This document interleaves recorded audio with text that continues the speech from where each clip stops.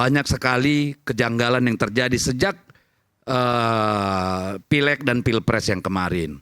Saya mungkin menyebutnya sebagai taktik politik versi Mulyonoisme, di mana pengerahan seluruh kekuatan negara, termasuk anggarannya, termasuk intimidasinya terjadi.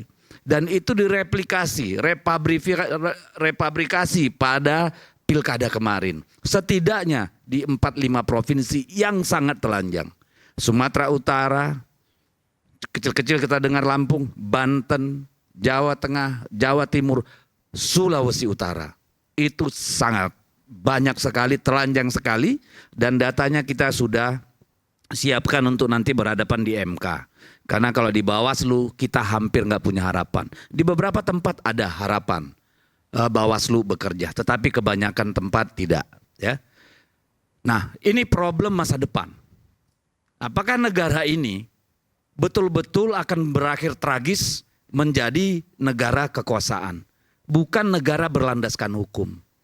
Siapa yang memegang tongkat kekuasaan dengan semena-mena bisa melakukan apapun yang dia mau. Ini berbahaya buat kita. Dan nanti yang akan merasakan kita juga. Saya kemarin mengusulkan misalnya, bagaimana kita memperbaiki institusi kepolisian. Makanya saya pakai baju coklat nih. Bukan anggota parcok saya. Walaupun lahir sebagai anak seorang polisi dan ibu polisi. Oh, ayah Anda dan ibu Anda polisi? Iya. Jadi ini problem, kenapa? Kita berharap yang namanya birokrasi itu, yang namanya polisi itu adalah apa? Pelindung pelayan masyarakat sipil. Seharusnya ini dua barang ini, birokrasi dan aparat penegak hukum ini pelindung masyarakat sipil, benteng masyarakat sipil menghadapi apa? Kesewenang-wenangan kekuasaan. Terutama dalam pemilu dan dalam kehidupan sehari-hari.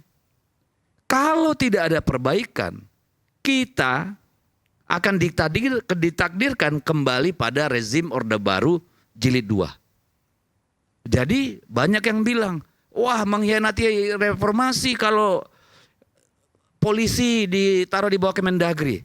Lah kalau ada yang salah emang gak perlu dievaluasi? Kan ini yang aneh. Sekarang yang mengkhianati reformasi siapa? Kalau saya tanya, siapa yang mengkhianati reformasi saat ini? Itulah yang perlu kita evaluasi. Itu problem besar. Jadi mari kita lihat, mari kita amati, mari kita kaji. Mari kita gunakan nurani dan akal sehat. Supaya negara ini benar.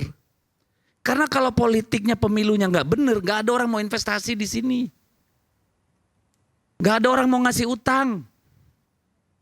Peringkat kredit rating kita pasti akan turun. Yang rugi kita semua. Jangan dikira ini nggak ada dampaknya nih urusan ini. Pengusaha mana yang mau datang kemari menanamkan uangnya, menciptakan lapangan kerja? Kalau politiknya aut-autan. Lihat sekarang bakar-bakaran di Maluku Utara. Bakar-bakaran di Morowali. Lihat kerusuhan di Bandung. Orang berkontestasi itu menghabiskan uang banyak. Tadi Bang Trifatul bilang. Untuk provinsi seperti DKI ini 200 miliar pasti keluar uang. Kabupaten kota itu paling kecil tuh 30-50 miliar. Bisa sampai 80 miliar.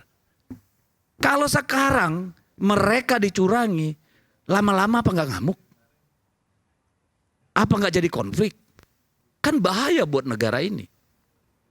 Jadi saya minta tolong. Karena polisi sama ASN itu sumpah setianya kepada sang pencipta, kepada undang-undang, dan kepada rakyat. Bukan pada penguasa. Ini harus dibalikin nih pikirannya biar normal.